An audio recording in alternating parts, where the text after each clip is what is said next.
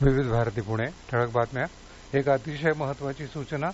हवामान विभागानं येत्या काही तासात पुणे शहर आणि घाट क्षेत्रात मुसळधार पावसाचा इशारा दिला असल्यानं भोर, वेल्हा, मावळ, मुळशी, हवेली तालुक्यातील खडकवासला परिसर आणि पुणे शहरातील शाळा आज बंद ठेवण्याचे आदेश जिल्हाधिकारी तथा जिल्हा आपत्ती व्यवस्थापन प्राधिकरणाचे अध्यक्ष डॉक्टर सुहास दिवसे यांनी दिले आहेत. नागरिकांनी दक्षता बाळगावी आणि आवश्यकता असेल तरच घराबाहेर पडावं असं आवाहन जिल्हाधिकारी दिवसे यांनी केलं आहे. पुणे शहराला पाणीपुरवठा करणाऱ्या धरणांच्या पातळीत वाढ झाली आहे. आज सकाळी 6 वाजेपर्यंत पानशेत धरण 76%, वरसगाव 63%, टेमघर 57% तर खडकवासला धरण 100% भरलं आहे. या चारही धरणात मिळून 69%हून अधिक म्हणजे 20 टीएमसीहून अधिक पाणीसाठा झाला आहे. खडकवासला धरणातून मुठा नदीपात्रात सुरू असलेल्या पाण्याचा विसर्ग आज सकाळी 6 वाजता 35,000 क्युसेकपर्यंत वाढवण्यात आला.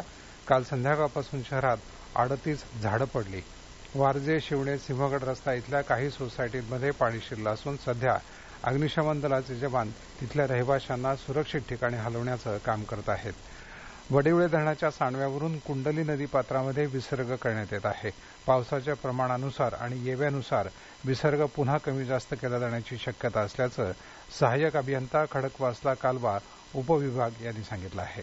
वीर धरण आज सकाळी 6 वाजता 85% भरलं असून धरणाच्या पाणलोट क्षेत्रात चांगला पाऊस असल्यानं नीरा नदीपात्राशेजारील गावातील नागरिकांनी दक्षता बाळगावी असं आवाहन कार्यकारी अभियंता नीरा उजवा कालवा विभाग फलटण यांनी केलं आहे.